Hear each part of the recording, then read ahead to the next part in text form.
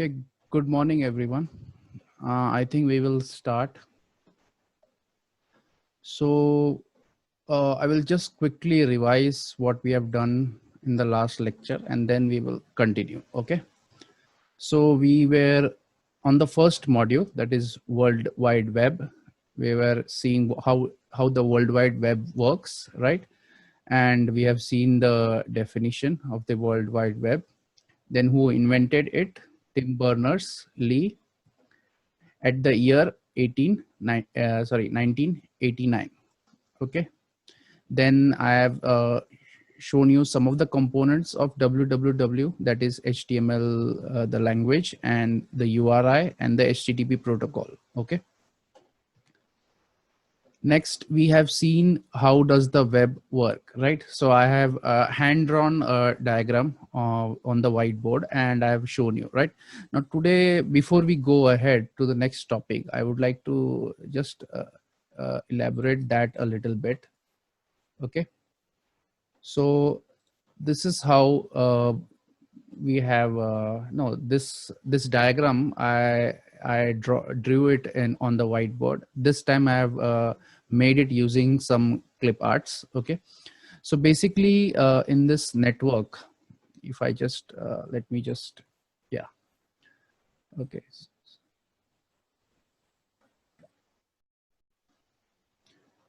Okay, so this is my this is basically everybody's network. So you can see that basically this is you.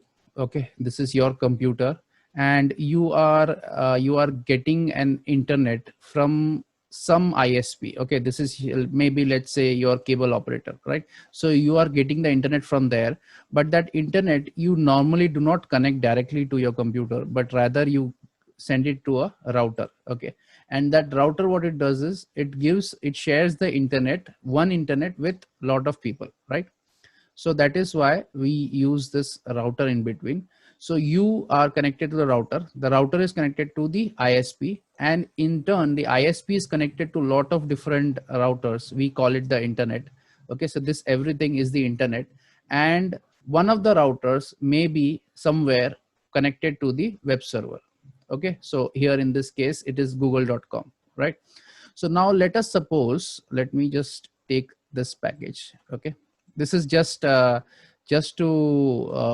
resemble that it is a web browser request. Okay, so now let us say this is your request. Okay, now you want to open google.com on your computer, right? So what you will do is you will type the address google.com on your computer and press enter. Okay, as soon as you press enter, what the computer does is it checks that, okay, this is not an IP address, but I need an IP address to work on the internet, right? So what it does is immediately it will uh, ask the DNS server. Okay, so basically in the last lecture we have seen that DNS server, what it does is it basically maps the domain name to the IP address, right?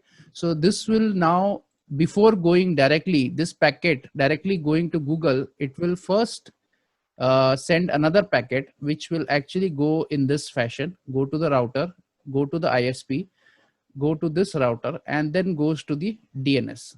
Okay, and this DNS, it will check in its database, does it have a mapping for google.com's IP address? If it has, then that IP address will be returned. Okay, so it will go back and that will reach to the computer, right? So now my computer has the IP address of google.com, and the IP address of google.com is 172.217.160.206, right? So this IP address now I know. So now what I'm going to do is, now I'm going to send a request for the web browser. So now here, based on the routing mechanism that you use, it may either go on this side or it may go on this side. Okay, so it completely depends on the routing. So let's say it goes like this, it reaches the server. As soon as it reaches the server, it will process the request and give the response. Okay, so the response comes and your Google page opens on your computer. Okay, it is that simple. So this is how your internet works in the real world, right? Now, is there any questions till now?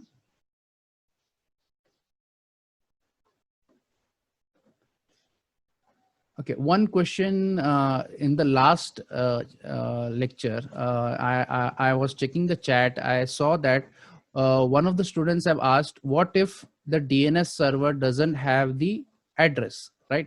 Let's say, for example, it came from here, it can come till it comes till here, and it finds that अरे मेरे पास Google का address ही नहीं है, right? So this can happen, right?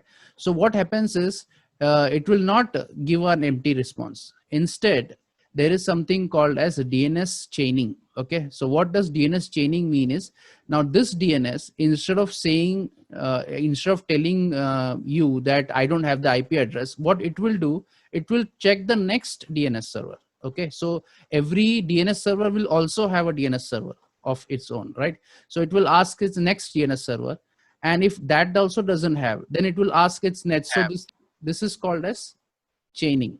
Okay, so this chaining happens, and at some point you will get the address of google.com from some DNS, right? So let's say another router gives you the address, and from there it comes down and comes over here, right? So once it comes over here, now this DNS server knows what is the IP address of Google. So now it will reply back, right? So that query is solved. Now, what if now in your mobile phone, you want to open google.com? So what will happen? Again, you will do the same thing, right? You will go this path, because again, your mobile phone doesn't know right now what is the IP address of google.com, right? So it will again follow this path, and it will go over here. Now, do you think this DNS server knows what is the IP address of Google? Can anyone tell me?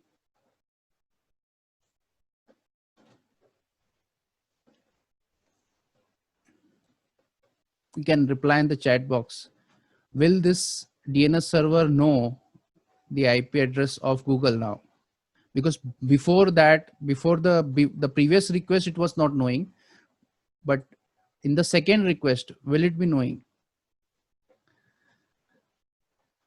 Yes, it will be knowing. Yes. The reason is, every router will have something called as caching. Okay, so what does the cache does is, it saves the request for some amount of time. Okay, so why this is done? It is done because let's say there are hundreds of people who are requesting google.com. So if it does not cache, then what happens is it has to ask 100 times what is the IP address of Google, right? So instead of that, once he gets the answer, he saves it for certain amount of time. Okay, it may be for 1 hour, it may be for 2 hours. Okay, till that time, whatever request comes, it will not ask anyone, it will directly reply. Okay, so that is the advantage of caching. Okay, now the second very important thing is, every router also has a DNS cache. Okay, so basically this request need not even go till here. Your first router, that is your home router, will also have a DNS cache, which can directly reply. Okay, once any of the users request any of the website and your router doesn't know that address, it will ask to the next route, next DNS server. If that reply comes, it saves it in your router. Okay, so next time, till let's say 1 hour, any request for Google, it can directly resolve. Okay, so that is the advantage of using DNS cache. Okay, so is there any doubts on how the internet works, what the DNS server is, and how the DNS works? If there are any doubts, you can ask.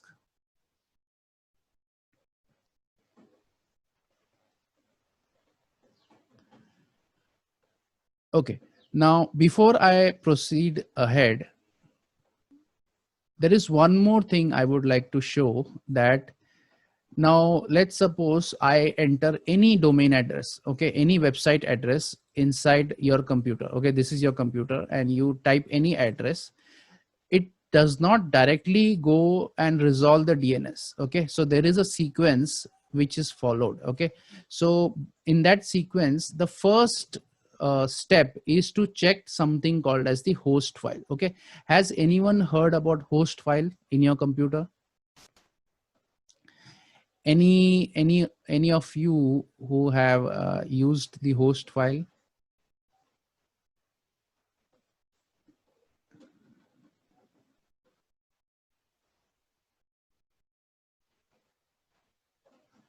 Uh, Huzefa is asking, sir, can you explain request and response model in detail?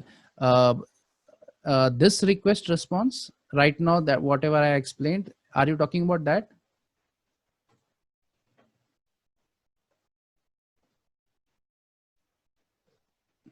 Okay. Okay. Let me just start again. Okay. So right now you are sitting on your computer and you want to open google.com. Okay. So right now nobody knows anything, right? So you want to open google.com. So you open your Chrome browser, you enter google.com, press enter. Okay. But as I have told you before, your internet works on IP address and not on the domain name, right? So google.com is not recognizable by the network. So what it does is it goes and finds the IP address, okay, by something called as a DNS server. Okay. So basically what happens is this request, before going towards the web server, it has to first find what is the IP address of Google. Okay. Because without IP address, I cannot reach the destination, right? So first it goes, and the immediate DNS server will be always the router, right? But because the router is a fresh one, nobody has sent any request, so it will ask the router, do you have the IP address of Google? So it will say, no, I don't have, but I will find it out, right? So what it does, it now finds out, is there any other DNS server on the network? So it finds that, okay, this is the DNS server that I can query. So now this DNS query is sent to this DNS server, and this DNS server again checks its database. Is there any entry for google.com? And if it gets it, well and good. So it replies back and it reaches the router first. The router saves it and then forwards it to the computer, right? If by chance this DNS server does not have that data, it will not quit it. Okay. It will ask the next DNS server, and it will keep on asking till you get the address of the Google. Okay. So that is called as DNS chaining. Okay. So somehow it will try to find the IP address. Okay. So once you have the IP address, now you know where to go, right? You know the destination. So now using complex routing algorithms, now this your packet that is go for the Google server, it will go to your router. From there, it will go to the ISP. From there, it may go to this router. From there, it may go to this router, and finally, it will reach your web server. Okay. Now, once it reaches the web server, it reads the information, processes it, and returns the reply. Okay. Once it returns the reply, it will take the path back to you. And now you see the Google's page. Okay. So this is how your entire Google, sorry, not Google, your internet works. Okay. So basically always there is a DNS resolution. After you get the IP address, then you send the data to the server and the server replies and you see the page. Okay. Next.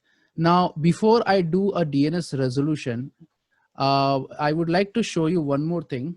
Okay. So let me just,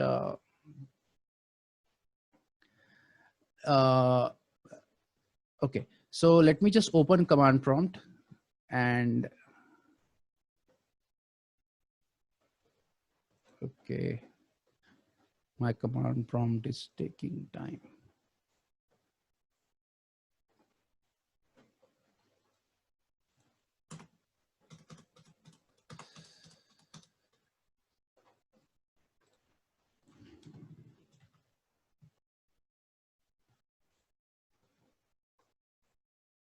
Okay. So I have opened my command prompt. Let's say I want to ping my website, shiburaj.com. Okay.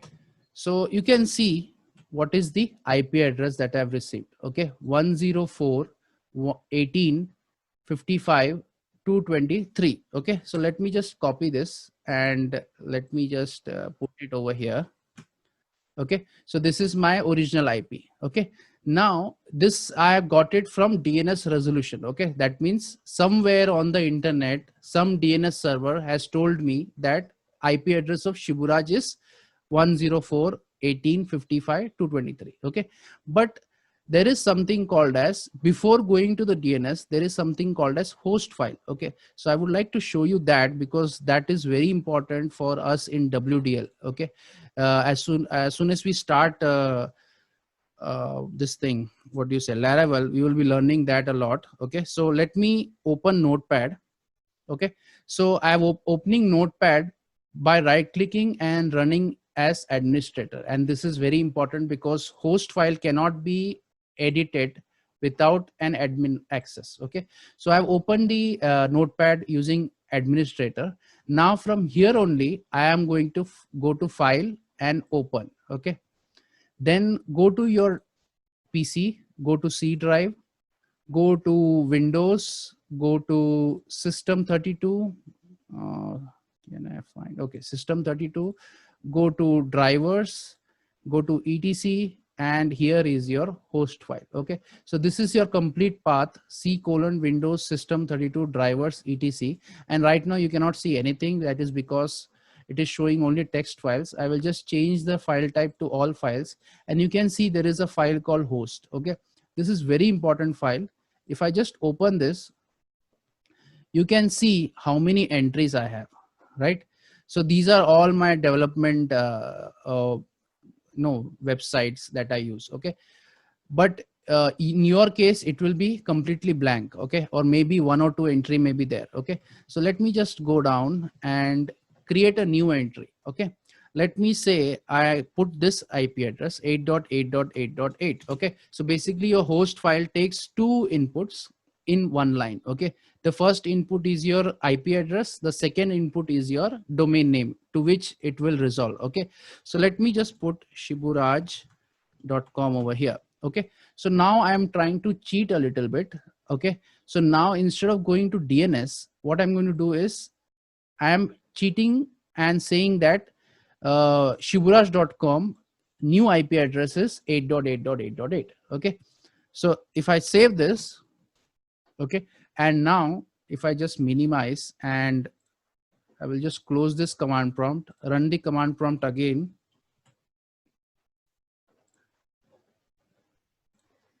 and just see what happens if I do ping.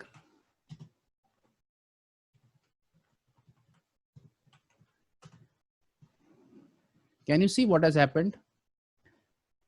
The IP address has completely changed. Okay, from the original IP address, now this has changed to 8.8.8.8, right? So now this is very good for development purpose. Like if you can see my all my projects that I'm working on, you can see every project. What I'm doing is I'm creating a local domain and I'm forwarding it to my computer. Okay, 127.0.0.1 is my local address. Okay, so this is what I normally do, right? But this thing can also be used in a wrong way. Like for example, what I can do is I can create a fake Facebook page, okay, and host it on the local computer. And then what I can do is I can just write 127.0.0.1, and here instead of this I will just write facebook.com. okay, and if I save, and let's I'm not going to open this thing right now. Okay, now let me just ping facebook.com. If you enter, you can see the IP address is changed. Okay, so now when you open the browser and type facebook.com, your own fake page will open, and this is called as phishing attack. Okay, so this attack is very dangerous and this can be easily resolved. In fact, if I just show you right now, if you're using Chrome, you are almost protected. Let me just try. If I type facebook.com, you can see it doesn't work. Okay, that is because Google Chrome has special features that it doesn't allow famous websites IP address to be changed. Okay, so that's why I normally prefer using google.com. If I just try, I'm not sure whether let me try in Edge. Okay, let me try in Edge. I've opened the Edge browser now, facebook.com. I press enter. Okay, just a minute. It is going to www. Okay, if I press enter, you can see it has reached an incorrect page. That is because your website is you are not running any web server. Okay, so if you would have been running a web server on your local computer, that page will display over here and people may think this is facebook.com. Okay, but right now I don't have any page running, so nothing is displayed. Okay, so that's why I always prefer using Chrome, because Chrome has lots of features against phishing attacks. Okay, yeah, is there any queries?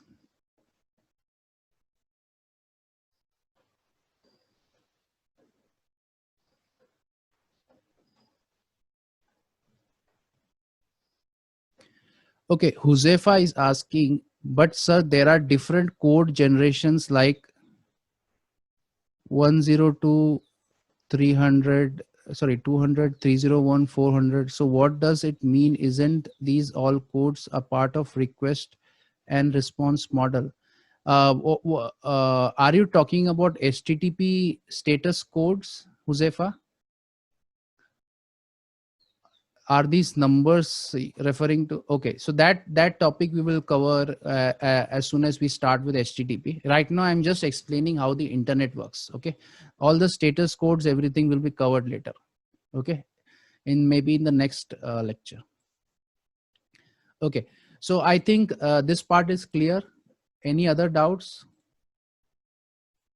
Okay, so let's go ahead. Where is my PPT? Okay, so now let's start with our first protocol that we are going to study, that is SMTP and POP protocols. Okay, so basically there are around 4 protocols that you have to study: SMTP, POP, FTP, and HTTP. Okay, so HTTP is the last protocol that we are going to study. Before that, we are going to first study mail protocol, that is email protocols, and then FTP, file transfer protocols, and then finally we will be studying hyper text transfer protocol, that is HTTP. Okay, so now let's see what is this SMTP and POP protocols. Has anyone heard about SMTP? Anybody knows about SMTP? Okay, so I have already given you the full form of both these protocols, SMTP. Okay, everybody is interested more on attendance, I think. Okay. Okay, so SMTP protocol is nothing but it's called simple mail transfer protocol, whereas POP protocol is post office protocol. Okay, now both of these protocols are used for transferring for sending and receiving emails. Okay, now I will just instead of telling you theoretically, I would like to show you live, basically with a diagram, how both these protocols work. Okay, so let me just go to my diagrams.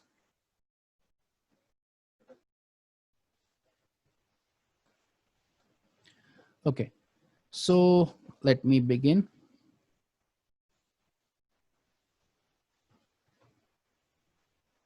Okay, I hope this is visible. Let me just take it. Okay, are there any query? Okay. Okay, so let us begin. Now what I've done is I've taken a scenario where it can be anyone. In this case, I am taking myself as the sender. Okay, I have an email address, shibu@yahoo.com, and I have a friend whose email address is amit@gmail.com. Okay, and this is the network in which we are connected. Okay, so basically I'm connected to a router. The router is connected to the ISP, and the ISP is connected to the internet. and somewhere on the internet there is the Yahoo mail server, and somewhere on the internet there is the Gmail server. Okay, and again there is an ISP to which my friend is connected. Okay, so now what I want to do is I want to send an email from my computer to his computer. Okay, so let us see how this works. Okay, so this is my email. I want to send this email from shibu@yahoo.com to amit@gmail.com. Okay, now one thing to note is mail transfer. Whenever you want to send any email, okay, the protocol that you use is called SMTP. Okay, simple mail transfer protocol. Okay, so you will use that protocol now to send it to the destination, right? But the problem is the destination is what? Gmail, and you are a user of Yahoo, so you cannot send directly to Gmail. So what you do is you send this email from here, it goes to the ISP, and from there it goes to the Yahoo mail server. Okay, now the Yahoo mail server will open your mail, not the body part, only the head part, and it will check to whom you want to send the mail. Okay, and immediately it finds that it has to be sent to the Gmail server. Okay, so now again it uses SMTP protocol. From here it goes to the internet, and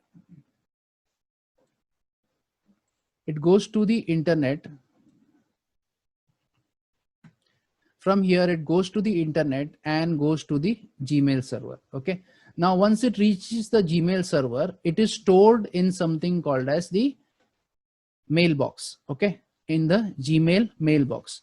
And now you may think ki okay, so now it goes from here to here. No, it doesn't go like that. Okay, so basically whenever you send an email, it goes from here to the destination mail server. That's it. It doesn't go beyond that. Okay, now after a little while your friend, that or my friend Amit, comes online and now opens his mail and checks for is there any new message. Okay, so to check for a new message, it does not use he does not use SMTP protocol. Okay, he uses POP protocol. So for checking and retrieving a mail, it always POP is used, whereas for sending an email, SMTP is used. Okay, so now I'm going to send a request from here and ask the my Gmail server, is there any new message for me? So the Gmail will say, yes, there is a message, take your message. Okay, so it will send your message, and now you have received your message. Okay, so now this is the complete process where how the protocol works. Okay, now basically one thing to note is whenever you're sending an email, it is always SMTP protocol. Okay, that is from between here to here, that is your mail server, and between mail servers also it uses SMTP. Okay, so that means from your computer to the mail server, SMTP, from the SMTP to Gmail, sorry, from the Yahoo to Gmail is also SMTP. Okay, so whenever there is sending of email, SMTP has to be used. Okay, whenever you want to receive email, you can use POP3, that is the latest version, POP post office protocol. You can use that. Okay, now is there any doubt still here?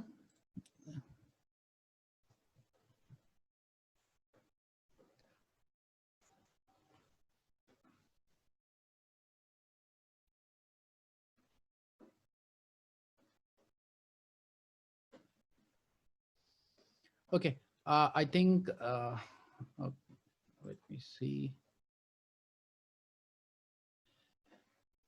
Okay, Shaista Sheikh is asking, sir, irrespective of the domain, the protocols are used.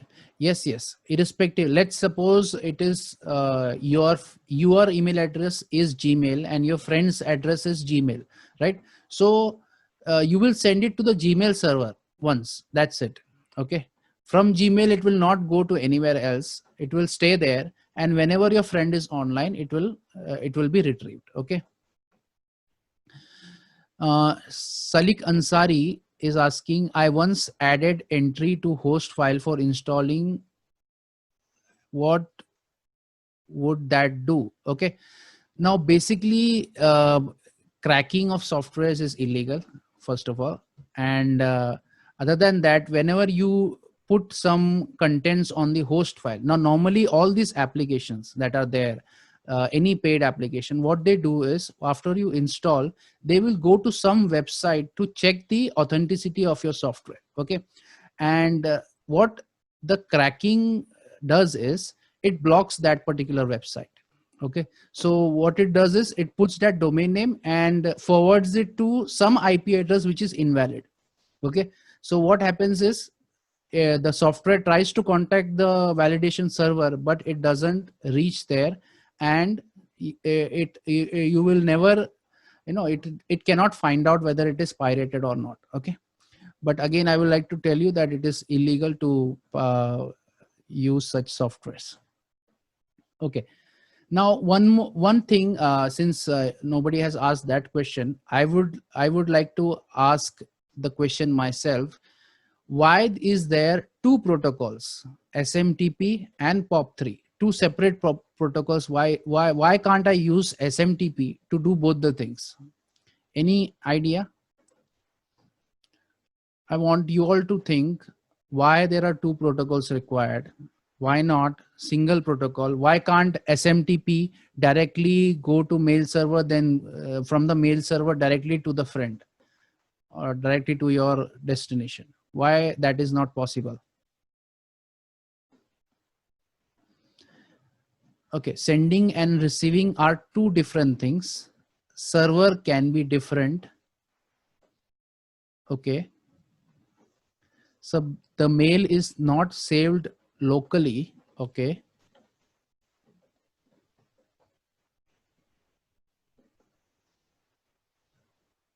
Any other suggestions before we run out of time? Okay, so now I will tell you my observations. Now let's suppose now for SMTP to work, your destination to which you're sending has to be online, right? So let's suppose I send an email. Okay, and this email is sent to your mail server, and your mail server is not working, it is offline.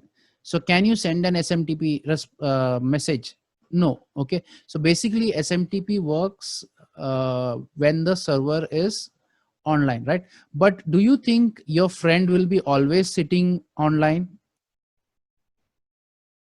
No, right? So that's why this mail server, whoever is signing up for the mail, that server is going to store the message for you temporarily. Okay, so basically you are going to send a message and it will be stored here till your friend comes online and retrieves it. Okay, so that is the basic idea, and for this the same protocol is not used for sending as well as receiving, because SMTP is used more when both of them are connected at the same time, but POP can be used later also. Okay, so basically whenever I want to receive any data or any mail, I always use POP. Okay, uh, I hope that is understood. Let me go back to my slide, and you can see there is another protocol that is called IMAP, and that is also very popular. It is much more advanced than POP3, and you can use these protocols when you are configuring your Outlook. Okay, if you ever used Outlook on your computer, then you will be using these protocols. Okay, no, SMTP cannot be used for receiving. Okay, so now how much time do I have? I have 2 minutes. I will just quickly show you. I wanted to show you something. Let me just go back to my slide. Okay, so these are some of the resources that I have I usually normally use. One of them is very interesting, that is resources to send fake emails, and another is to create temporary emails. Okay, if you want, for some reason you want to subscribe to some website, and it asks for email address, then you can use this. Okay, I will just show you this one. This is my favorite. Okay, so you can just type your name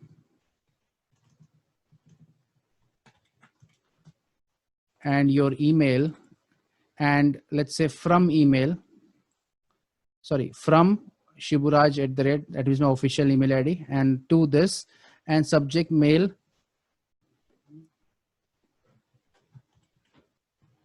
Okay, I'm just writing holiday. Okay, and let me just if I just FESTES submit. Okay, so it says mail has been sent to this email ID. So let's check if I have received that mail. Okay, so the mail has arrived, right? And you can see it is, if I just open this, and you can see it is coming from my official email ID, right? Even though no, this is not valid, right? But you can see there is that does not mean that this is an official email ID, right? There is a question mark symbol, and it says that the email ID is not cannot be authenticated, right? Now this is possible. I just wanted to show you that such kind of mail generation is very simple. Okay, using such kind of websites. In fact, you can even use your own SMTP server hosted on your computer to send such emails. Okay, but only problem is, in such cases it will go to spam directly. Okay, so let's suppose you receive such email. The very important thing is, let me go back, and let's say I select this, the any other email, and you can see the difference.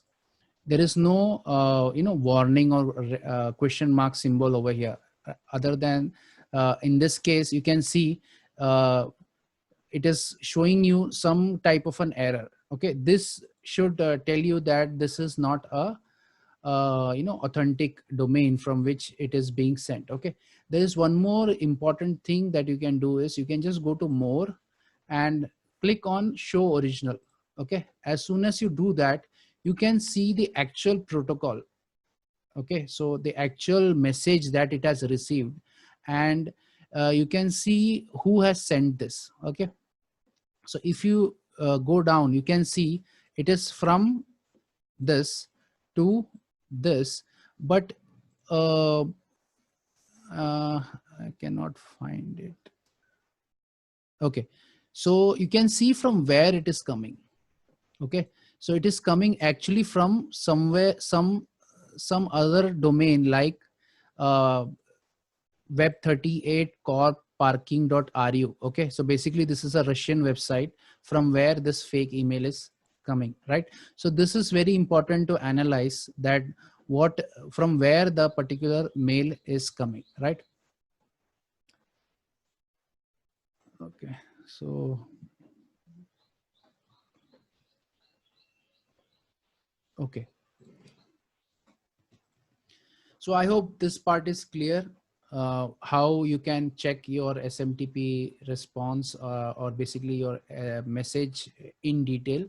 Okay, and you can also find the IP address from where your message is coming. Okay, you can just go to show original, and if you go down, you can see the IP address of the sender. Okay, so this is the IP address of the sender. So this is how you can track who has sent you an email. Okay, so once that is done, let's move ahead to our next slide. Where is my slide? Okay.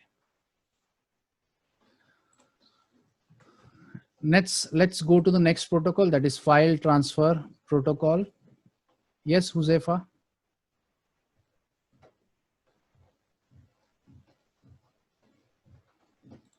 Huzefa, any queries?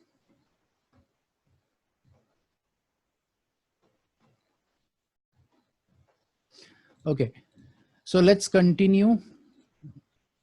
Next protocol that we're going to study is file transfer protocol. Okay, so this is basically to transfer files from two computers in a client server model. Okay, so basically your files will be stored on the server. Okay, and this protocol will be used to download and upload files to the server. Okay, so I will explain you how this entire FTP thing works. Okay, now one thing very important to understand is FTP uses separate connection for data as well as control. Okay, so now what are these things? I will explain you. Before that, I would like to go, I will explain you what are the modes in which the FTP works. It is either active or passive. Okay, now in the feedback, some of you have written that when are we going to start with HTML? Okay, now basically these things are very important to to understand before we start with the actual HTML. Okay, because all these things we are going to use somewhere, and at that time it's better you know it before. Okay, it will help you a lot in the future also. Okay, so we will be starting HTML in the next week.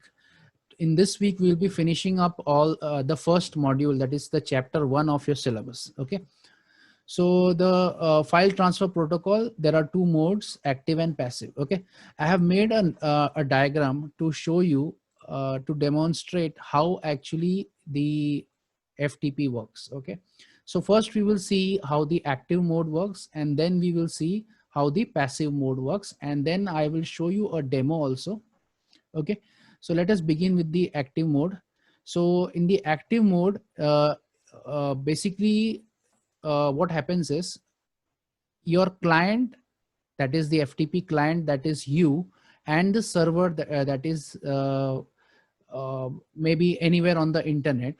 Okay, they both need to have an IP address, obviously, and they also need to have two ports. Okay, usually in if we talk about HTTP protocol or SMTP protocol, we use only one port, that is one connection, right? But in FTP we use two connection, one for commands, one for data. Okay, so whether it is the client or the server, they have to use two ports. Okay, so in our case, in this example, the server's port is always fixed. Port number 21 is for FTP. Okay, so you should always remember port number 21 is for FTP. Okay, and if you remember SMTP, I forgot to tell you, SMTP protocol uses port number 25. Okay, so it is very important to understand these ports.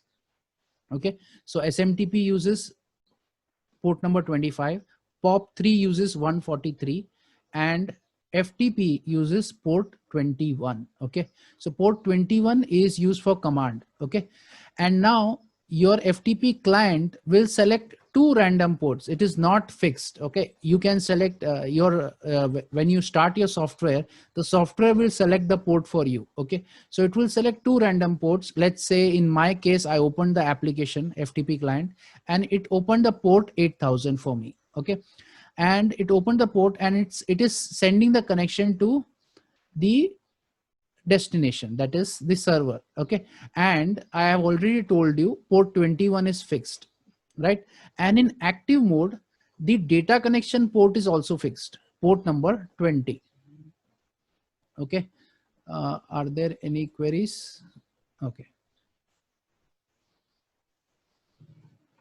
Okay, so in active mode, very important thing to remember is the server's command port and data port both are fixed, and it is fixed to port number 21 for command, port number 20 for data. Okay, so every client knows what is the port address used by the server, that is port 21. Okay, so now this port 8000, because the client itself is sending the request, he himself knows what port I am using, right? So he will use 8000 as the source and destination as 21. Okay, and this connection is made. Okay, after this connection is made, it will reply okay. Okay, that means the connection is made. Okay, now the data connection has to be made.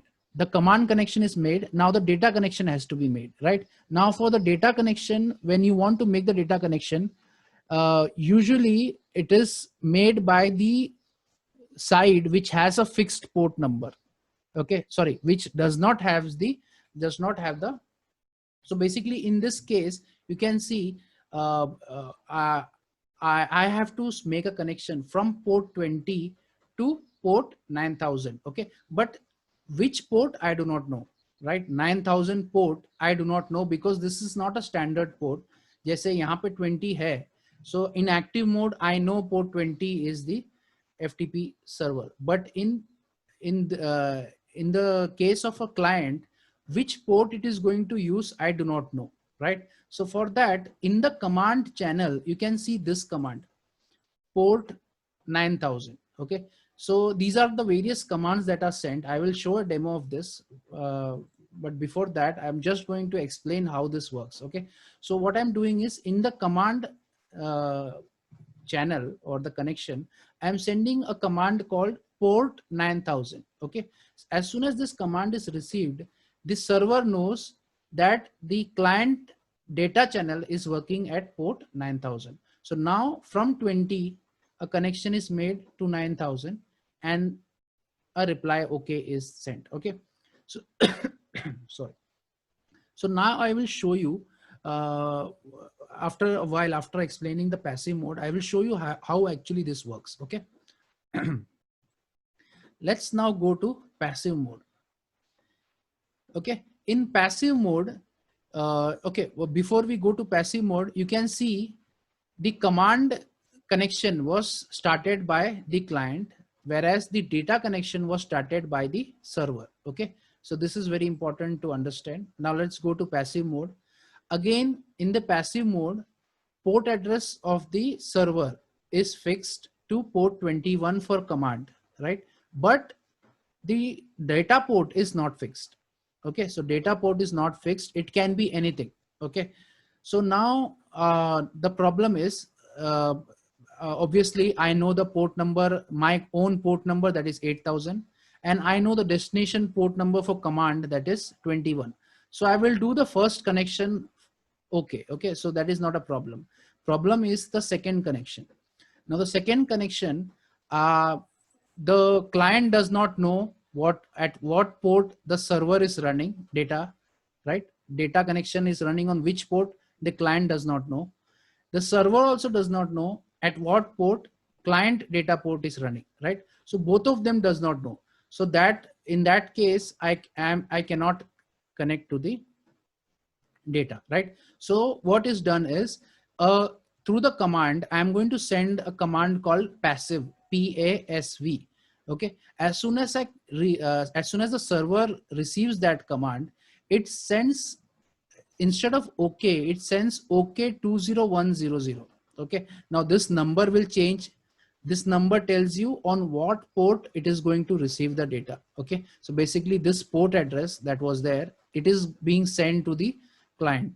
Now the client knows at which port the data of the server is running, right? So now it can connect, send and receive data and disconnect. Okay, so this is how both of these modes work. Now, can anyone tell me why there are two modes, active and passive? Why there are two modes? Why can't I use just active mode? Any idea, anyone?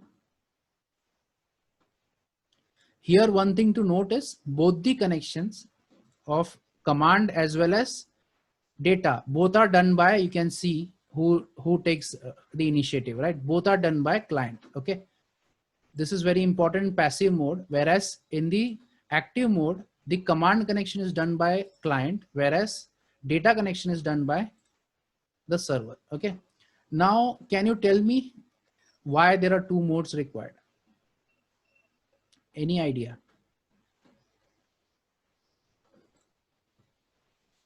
I will give you a minute to think. Why should there be two modes?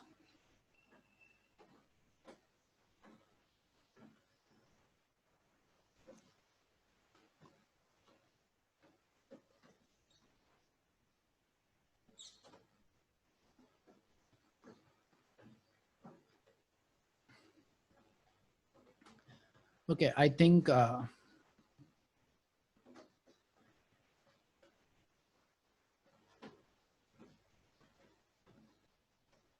okay, Josefa is saying in active mode, the user knows the client port. User knows the client port. Okay.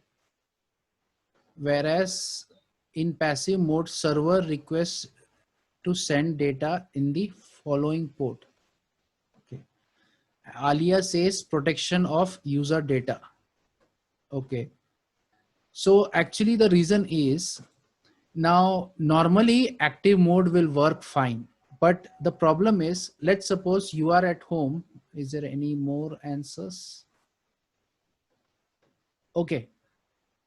Shaista is saying it's for backup. Okay, good. Actually, it is for backup. Okay, somewhat for backup, I can say. Okay, so basically, what happens in active mode is, uh, you most of the times you are behind a router. Okay, so in your home also you will be behind a router. You must be having a Wi-Fi router, right? And every router will have a firewall. Okay, and the problem with the firewall is it will allow everything to go out and nothing to come in.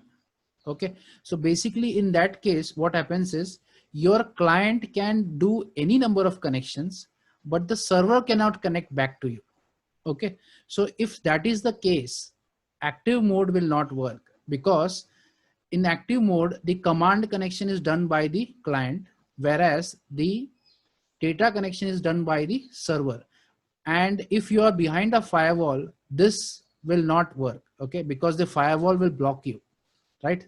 It will block the server, right? Unless you do some setting in the firewall, by default it will be blocked. So that is why, in case of you, if you are in a firewall, you use passive mode. Okay, and why passive mode? Because you can see who starts the connection. Okay, it is always the client who starts the connection, even if it is the command or the data. Okay, in both the cases the client is starting the connection. Okay, so it is very important to understand this. Okay, so let me go back and okay, so I will show you a demo now of FTP. Okay, let me open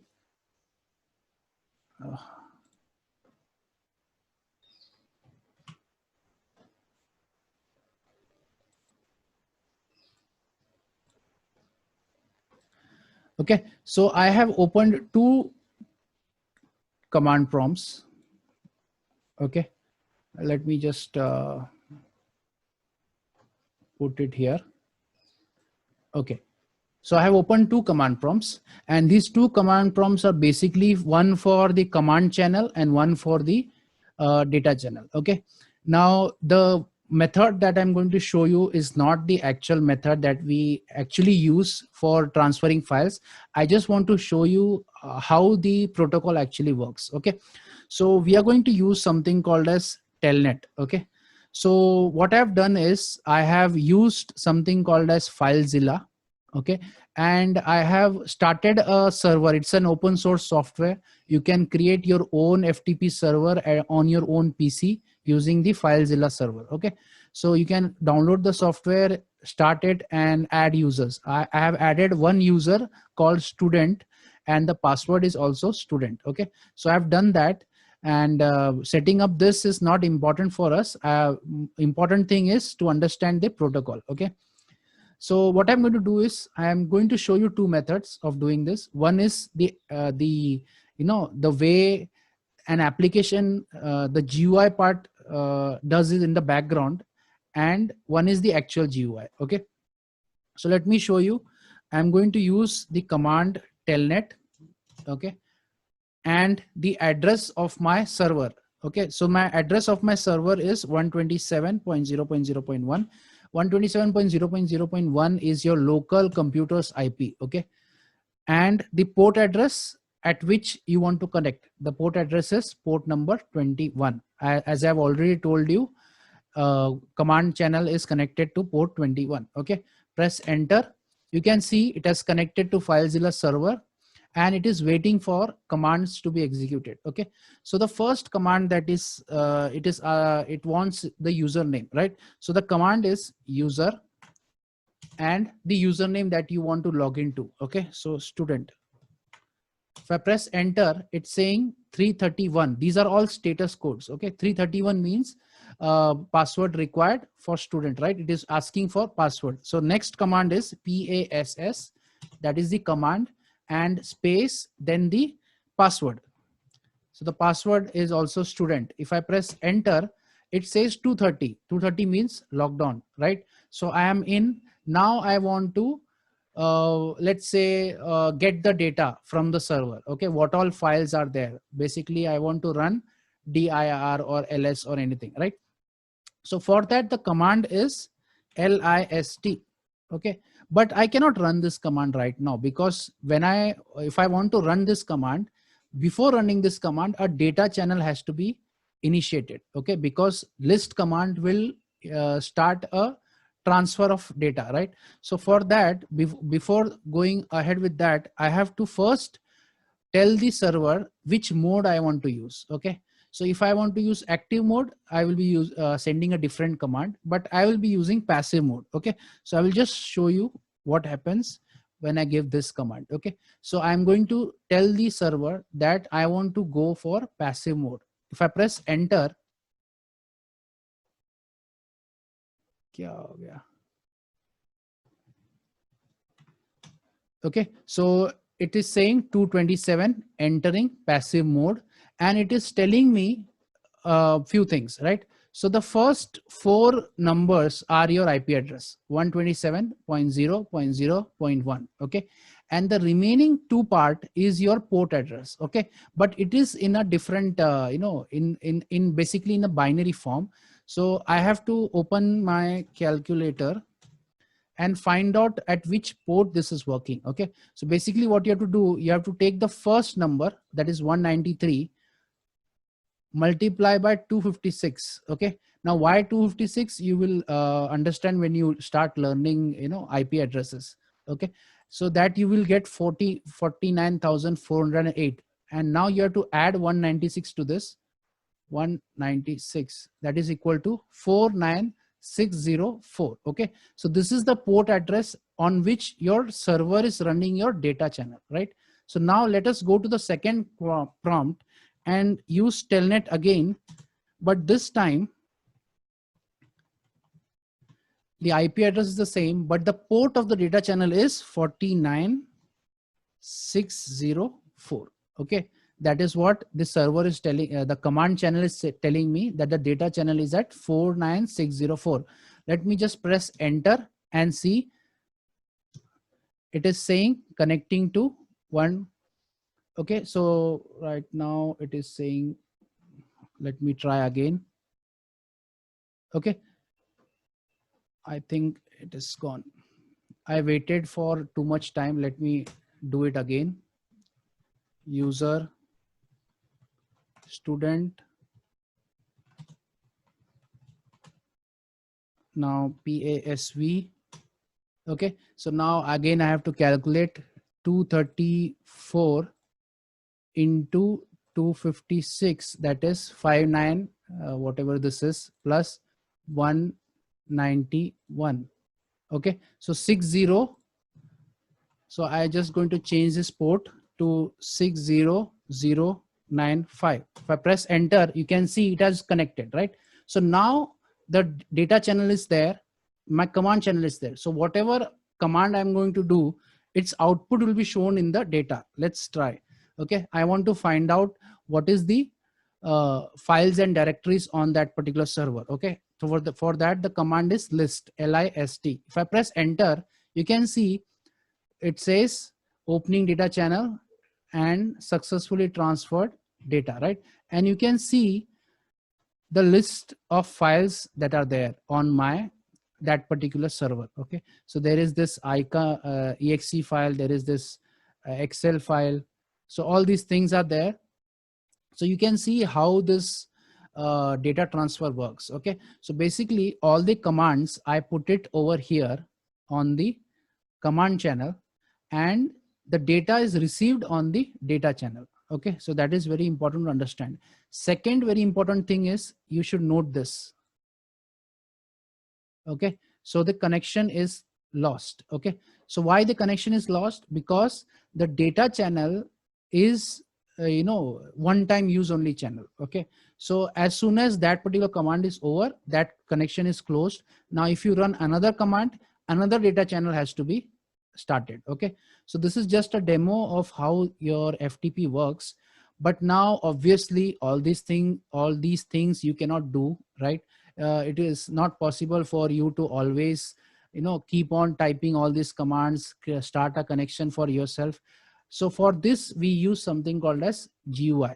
Okay, so there are multiple GUIs. There is command prompt also, but I like to use something called as WinSCP.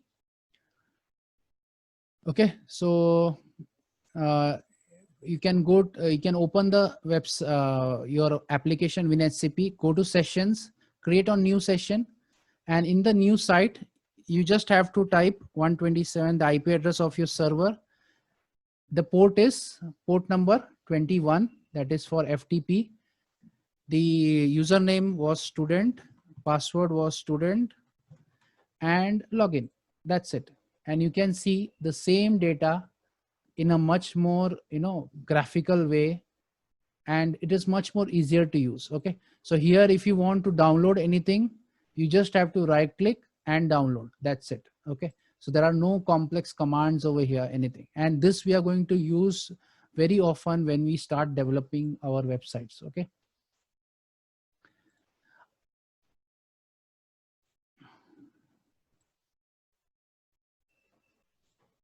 okay, so I hope you have understood FTP. Any queries in FTP?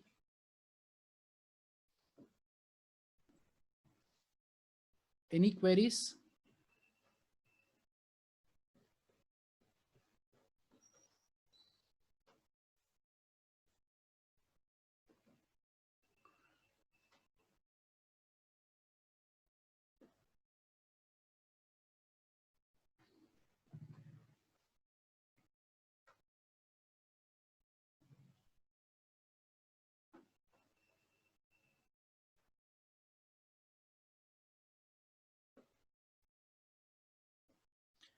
Okay, I think there are no queries.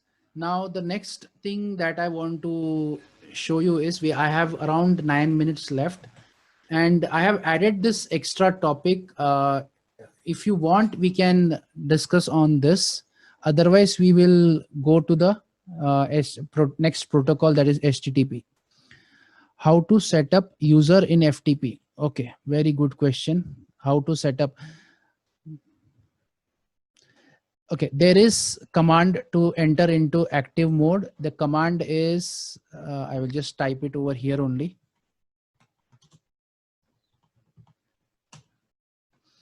Okay, so when you run this command, it is for active mode. But the problem is I cannot show you that mode in my local computer, because if you want to do that at on 9000 port, there has to be some server running, which is ready to accept the data.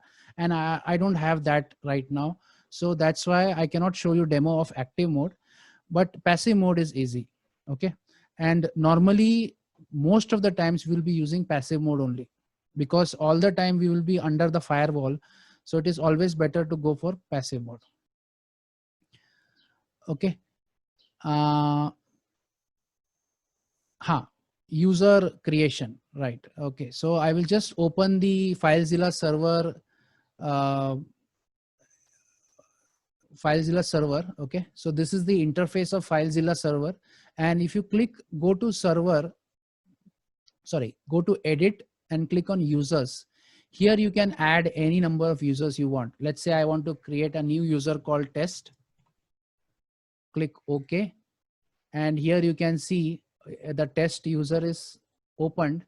And here you can click on general and click on password and set some password. Okay, so I have set the password as test. Once that is done, go to share folders, and you have to minimum put one directory which can be seen by the user. Okay, so let me go to, let's say, E drive, and let's say something, let's say putty. Okay, so if I select that, now this is my directory which test user can see. Okay, now if I click OK, now the account settings are done. Now I can open my client and use this account to log in. Okay, so that is how these things work. Okay, now should I take a little bit about torrents and how to create torrents if anybody is interested? Otherwise we will go ahead to the next topic.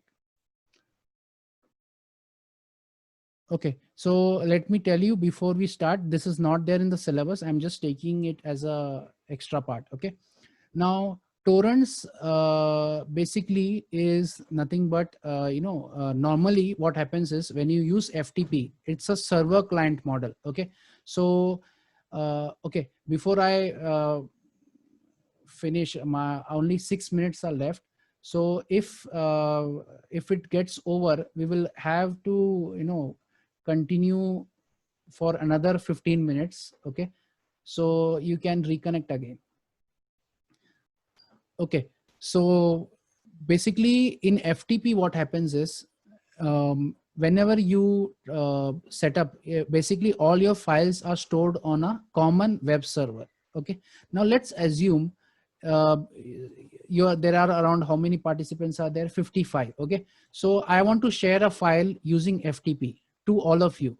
So what I will do, I will upload that file. Let's say it's 100 MB. I will upload that file to the FTP server and give you a link to download. What do you think will happen if all the 55 students start downloading at the same time? What will happen?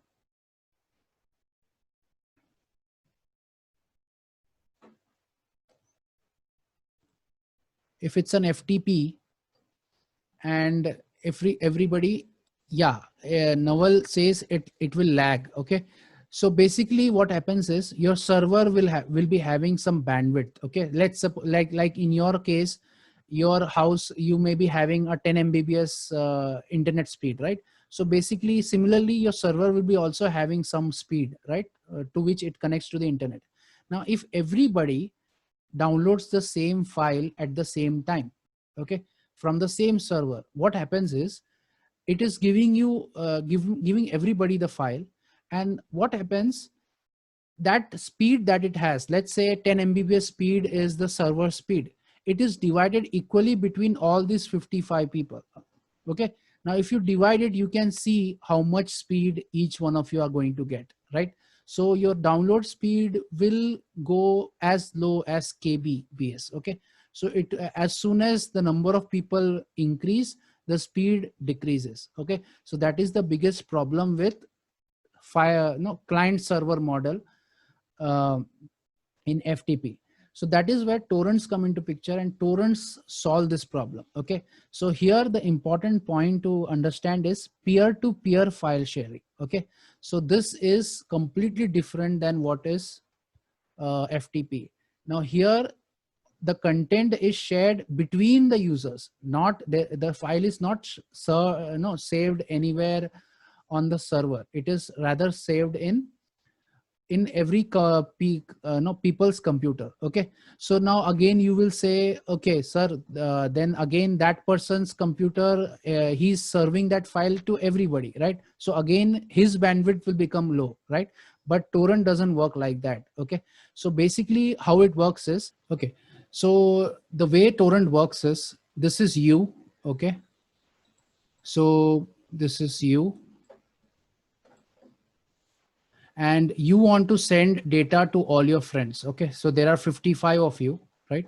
And you want to send data to all of them. So what you do is you create a torrent file, and then you send that torrent file. That size of the torrent file will be in kbs. Okay, so let's say you want to transfer a movie or something, like, which is around 5 GB. Okay, so 5 GB file you want to transfer to everybody, and you don't want to use FTP because it will slow things down, right? So you create a torrent of that thing, and it generates a torrent file which is around 1 KB or 2 KB, that you send it to everyone. Okay, so all your 55 friends, you send that 1 KB file through any medium, maybe through email or WhatsApp or whatever. You send that to them. They open that on their torrent client. Everybody should have torrent client. And as soon as they open, what happens is they will start receiving files from you. Okay, so they will start receiving files from you. And in now this will be same as how FTP works, right? FTP also serves the file from you to your friends, right? But here there is a slight difference. Here what happens is this entire 5 GB file will be divided into small parts. Okay, it is called chunks. Okay, so these chunks in FTP, what happens is, let's say everything is sent sequentially. Okay, so let's say to every 55 members, you will send first 1 to 10 chunk. Okay, 1 to 10 chunk to first one, 1 to 10 chunks to second one, third one, like that. Okay, so the same chunk is sent to everyone, right? But in torrent, the idea is slightly different. Okay, in fact, it is completely different. It is divided into chunks, and each chunk is sent to each different user. Okay, so the chunk number 1 will be sent to 1, chunk number 2 will be sent to 2, chunk number 3 will be sent to 3, like that. Okay, so all these chunks will be sent to different people. Now in torrent, what happens is they can also download the chunks from other people. Okay, so one can download the first chunk from you, the second chunk from the next person, the third chunk from the third person, like that. Okay, so this helps in reducing the load on the server. Okay, so now if you try to download or share any file with your friends using torrent, you will get maximum speed. Okay, so by maximum I mean whatever is your internet speed, internet capacity. If it is 10 Mbps, you will get 10 Mbps speed. And the best part is, the more the better. Okay, so if there are less number of people transferring the file, the speed will be less. Okay, if there are more people, the speed will be even better. Okay, why? Because there are more chunks from more people from where you can get the chunks. Okay, so that is very important to understand. Now I will show you a demo of how you can create your own torrent and share files with your friends. Okay, so let me start my screen share. Okay, so now I will go to start, and the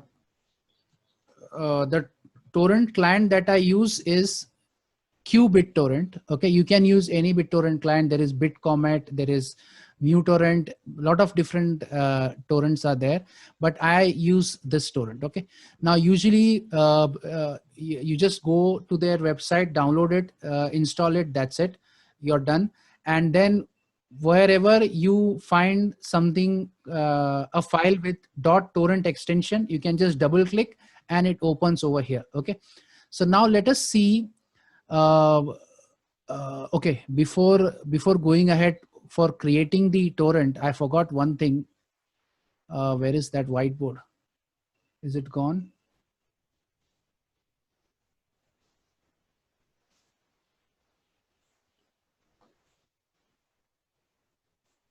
Okay, it's there. Okay, I forgot to tell you about this. Okay, this guy over here. Okay, so this is very important element basically. Okay, now one thing to note is, how will your friends know who all are the chunks? Okay, from where to download the chunks, or from where your original file is there. Okay, so that is stored in that .torrent file. Okay, but then there has to be someone connecting all these things together. Okay, so basically here the transfer is from peer to peer, that means you to your friend, but it is guided by something called as torrent tracker. Okay, so this over here is called the tracker. Okay, my handwriting is very bad. Okay, so this is called the tracker. Okay, so whenever you create a new torrent, you have to add a torrent tracker in it. Otherwise your torrents will not work. Okay, so let me show you how all these things work. Let me share again. Open BitTorrent. Okay, now what you have to do is to create a new torrent. You just have to go to tools, go to torrent creator. Okay, so now I can just select any file. Okay, so let's say I go back, I go to Linux, I select Kali Linux, and I select this Kali Linux. Okay, so the size of the Kali Linux is around 3 GB, I think. I am not sure. And uh, once that is done, you don't have to change anything, okay, except the tracker URLs. Okay, now you can see I already have these URLs pasted, but in your case it will be empty, right? So you can easily get the torrent tracker. Just go to your Google and just write torrent trackers, and you will get many websites. You can open any one of them. Okay, you go down and you can see all the torrent trackers. Okay, so it is not necessary that you have to put only one. You can put any number of torrent trackers. You can take torrent trackers from here, paste it over there, then come over here and take these torrent trackers. So you can take as many torrent trackers you want and put it over here. Okay, once that is done, and you can put any message you want, you can put it over here and then create a torrent. Okay, so once that torrent is, it is going to ask you where do you want to save that torrent file. Okay, so I will click on my desktop, click save. It will take a few seconds and the file is created. Okay, and if I close, you can see what has happened. Okay, so it has started. Okay, actually this Kali Linux is a live edition. That's why. Okay, it is a mini version. That's why it is only 29 MB. Okay, so if you take a bigger version, it will take a little more time, let's say around 30 seconds to create that torrent file. Okay, and you can see it has started seeding. Okay, it has started seeding, and now if I go to my desktop,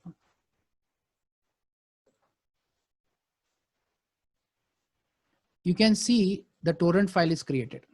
Okay, so now this I can share it with my friends in my WhatsApp group or through email, and when they double click it, this happens. Okay, it opens like this, and you can see it will start downloading, and here you will see the download speed. Okay, so because the file is on my computer, my download speed will be 0, but here when people start downloading, here I will get my upload speed. Okay, so this is how you create your torrent. And if you all get time, you can create, one of you can create a torrent and share it in your personal group and try downloading it. Okay, you can see how wonderful this particular torrent system is. Okay, any doubts till here? So sir, initially the seeders will be 0. No, if you are creating the torrent, you will be the seeder. Okay, so one seed will be always there. Would the torrent trackers have any effect on the speed? Um, that's why it will, because if the torrent trackers are not active, then your torrent will not work. Okay, so that's why I prefer to use as much trackers as possible, so that at least one of them, if it is active, then it will work. Okay, then what are the instances when the download speed will be low on the torrents? Okay, this is very important.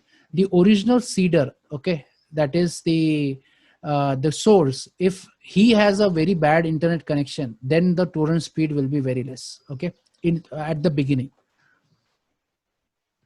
During downloading, if one of the member is disconnected. Okay, now this is very important. It doesn't matter until the original seeder is there. It doesn't matter how many of them connect or disconnect. Okay, there has to be at least one original chunk available in the network. If it is there, your download will complete. Otherwise, your download will be paused. Okay, any other queries? Sir, Asif is asking, while installing torrent, it gives me 7-zip error. Yeah, maybe 7-zip is not installed or it is not downloaded properly. You can just re-download it and I don't know why it is giving zip error, because it is an exe file. So you can directly download the exe file and install it. You don't have to download the zip file for it. You may be using the portable version. That's why it is a zip file.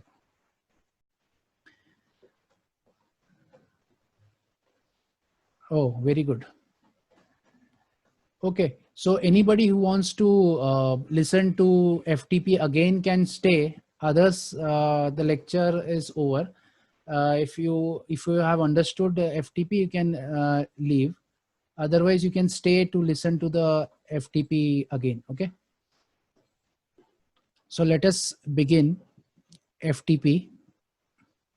Okay. So are there any more queries? Okay.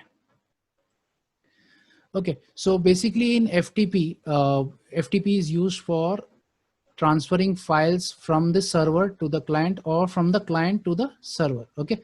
So now what happens in FTP is there has to be a server which is running the FTP server software, and there has to be a client which is running the FTP client software. Okay. So in active mode, the server port and so before that, FTP uses two connections, one for commands, one for data. Okay. And in active mode, both of these uh, ports for both of these connections are fixed. Okay. So on the server side, port number 21 is always used for command. Okay. Whether it is active or passive. And port number 20 is used in active mode as the data port. Okay. Whereas in FTP client, the port address is not fixed. Okay. Whenever for you it may be different, for me it may be different. Okay. So I have just taken an example where I started an application and the port address is, for the command it is 8000 and for the data it is 9000. Okay. But these two things are not known by the FTP server, right? But the port address of 21 and 20, that is command and data, is known to everyone because it is a standard, right? But these two ports, 9000 and 8000 or any other ports, it's not a standard port, so it is not known by anyone. So your first task as a client is to tell the server on what port you are running, right? So that's why you start the connection, and in the connection you're connecting through 8000 port, right? So that's how the server comes to know that there is a new client with the command channel of 8000. Okay. So that is done. The command part is done. So the command channel is established. But now the problem is the server has to, uh, the command, let's say the client put some command where some data has to be transferred, right? You want to download a file, you want to upload a file, right? So for that, the server has to make a connection to the client in active mode. Okay. In active mode, the connection is reversed. That means the server is the one who is connecting to the client in the data channel, right? So to do that, the server must know on what port the client is running. Okay. So data port, yeah, it does not know it is on 9000 port, right? So it is the job of the FTP client command connection to tell the server what port it is running on, right? So it will send this command. If you can see, port 9000. Okay. So with this command, it is saying that I want to work on active mode and my port of data channel is 9000. Once this is received, now the server knows that the client is working on 9000 port. So now it sends a connection and the data is sent and received. Okay. So that is active mode. Now let's go to passive mode. In passive mode, what happens is, again, these two ports are not standard, 8000, 9000. So this has to be told to the server if it wants to connect. Okay. Second, here this port is standard, port number 21. So 8000, that is client, can connect to port 21 directly, right? But now in passive mode, the server does not connect to the client, but it is the reverse. The FTP client connects to the server. Okay. So whether it is uh, the command connection or whether it is the data connection, both the connection in passive mode is done by the client only, right? But the problem is, how will the client know on which port this particular software is running, right? Because this is a non-standard port, right?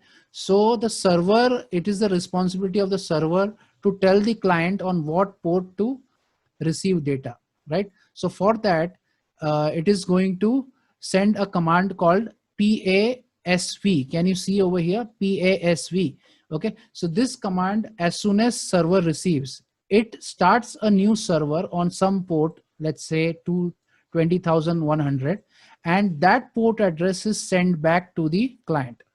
As soon as the client receives it, now the client starts a connection to the server. Okay.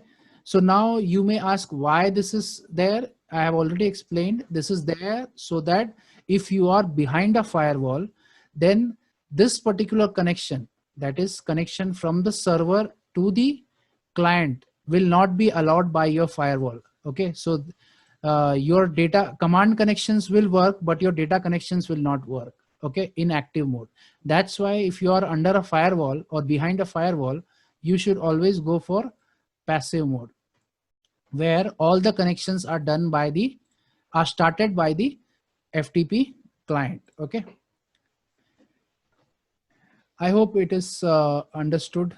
Any doubts?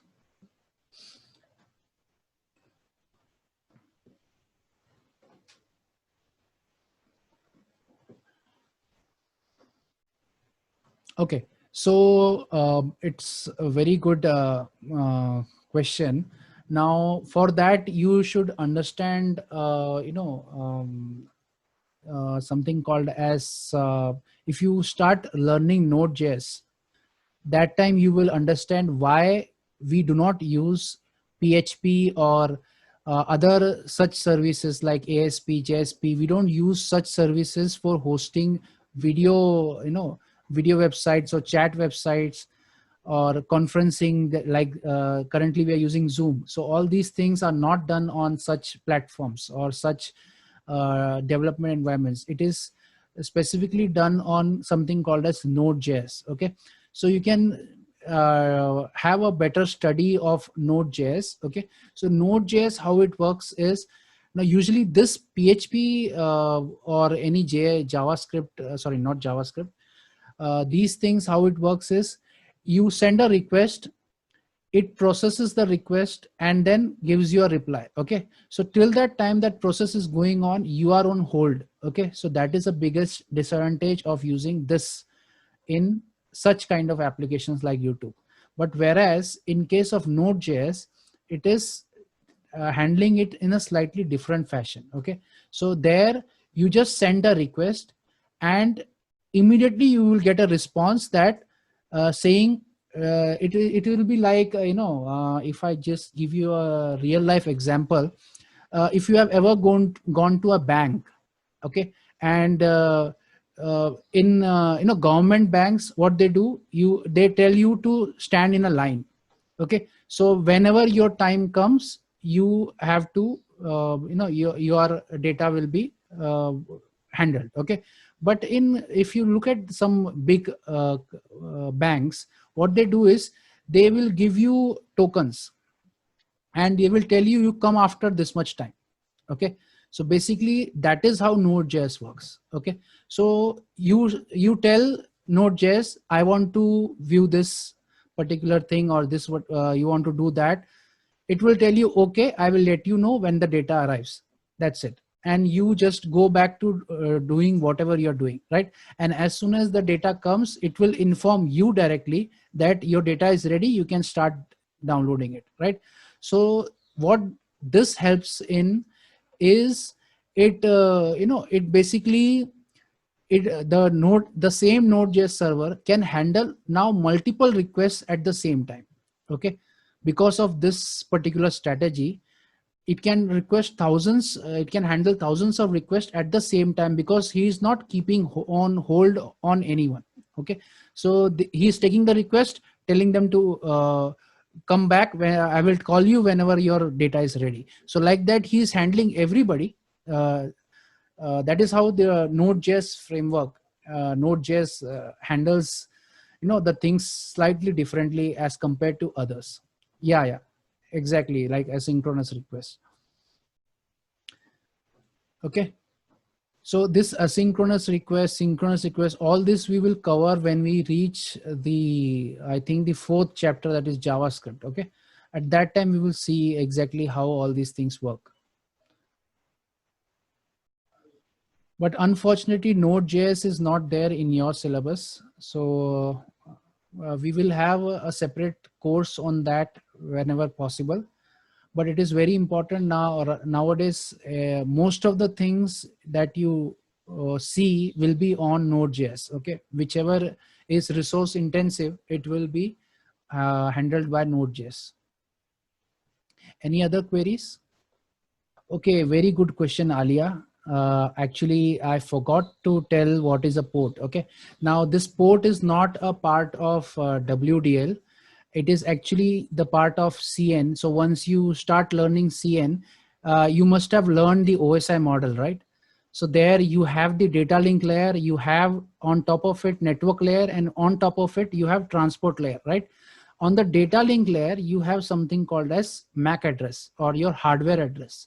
On the network layer, you have something called as the IP address. Okay, and on the transport layer, you have something called as the port address. Okay, so now your MAC address and your IP address identifies your computer.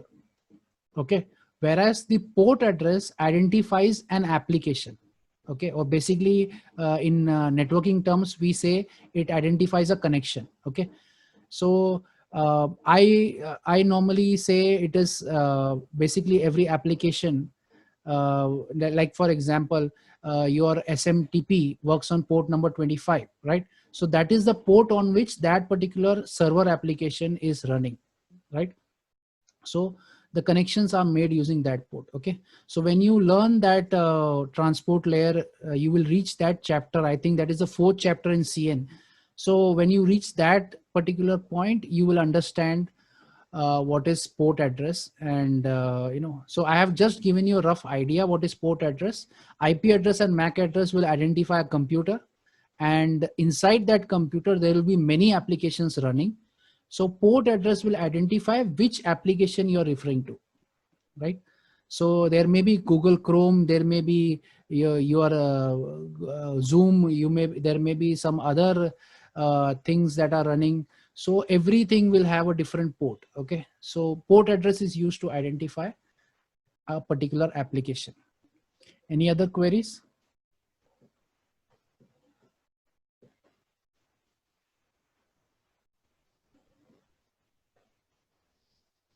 Multiple request. Yes, Faisal, I didn't understand. What is multiple request?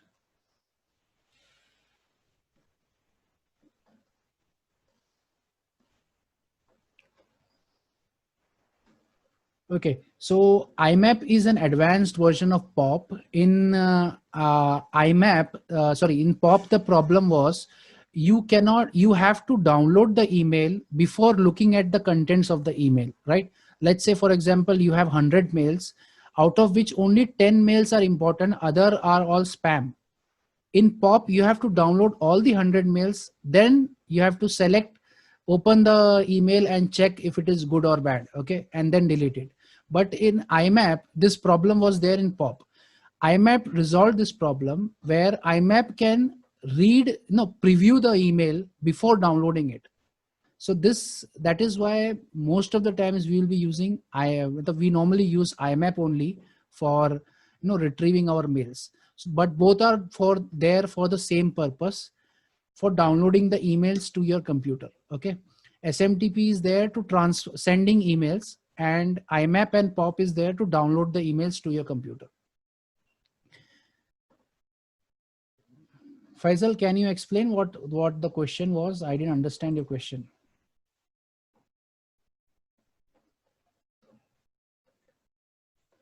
Okay, Anushka, very good question. So the port addresses on the server side are selected as per standards. Okay, like for example, email 25 port number. Your web browser, that is the next protocol that we are going to see, is port number 80. FTP port number 21. So there are around one till 1024, that is 0 to 1024. All these ports are called standard ports. Okay, this cannot be used by anyone else. Okay, I mean, you cannot use port 80 for some other application. It has to be used for website. Port 25 cannot be used for FTP, right? So like that. So it is a standard, those are standard ports, that is from 0 to 1024. But above that, all the port address can be used randomly. Okay, so usually the clients that are there, they will never have standard ports. They will always have random ports. That means somewhere above, 1000, sorry, 10,000, 12,000, like that your ports will be in case of clients. Whereas server, it will be always below 1024. It depends on the what type of application you are running. Any other queries?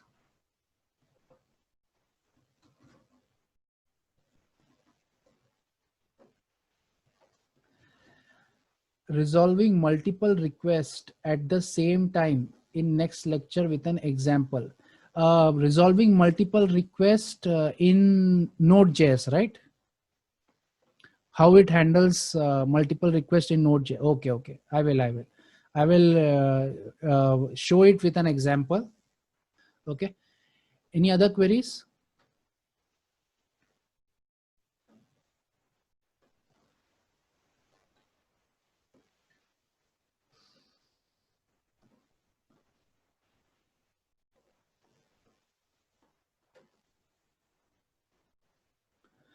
Okay. See, Express is a framework for Node.js, whereas Laravel is a framework for PHP. Okay. Now both of these things have completely different, applications. But I know, personally, I have developed many applications on Laravel till now, but still, Laravel is my favorite as far as all the features that it gives. But Express, on the other hand, is completely different. Okay, Express is something called as bare minimum framework, where it's like you buy an empty house, there is nothing in the house, and you buy the things according to your choice. Okay, you buy your own sofa, you buy your own lights, you buy your own AC, like that. So that is Express. Laravel is completely different. Laravel, you have purchased a home where everything is already there. Okay, and you just have to use it. Now there is an advantage, there is a disadvantage also. Advantage is Laravel, all the things that Laravel has, it is well tested and very well secure. Okay, so there are very less chances of attacks possible in case of Laravel. Express, because you have the freedom of selecting whatever you want. Let's say in your house, you you, instead of buying a branded AC, you bought a cheap AC. So what will happen? So you are vulnerable in that point. So that is the problem with Express. Okay, so the problem is not because of Express, it is because of the people who are developing using Express. So they should select proper modules to create your app. Okay, Josefa is asking which one is better, React.js or Node.js. Okay, now React.js is something completely different and Node.js is completely different. Okay, Node.js is on the server side, React.js is on the client side. Okay, so they don't have anything in common except the language on which it is built, that is JavaScript. Okay, so basically, if you know JavaScript, you know everything. You know React, you know Node, you know Vue, you know Angular, everything, right? So basically that's why in your syllabus you are going to concentrate more on JavaScript rather than these frameworks, because the choice here is yours. Okay, so which framework to use, it completely depends on you. Okay, now npm modules. Rizwan, what was your question? I didn't understand. Do you want to know about npm modules?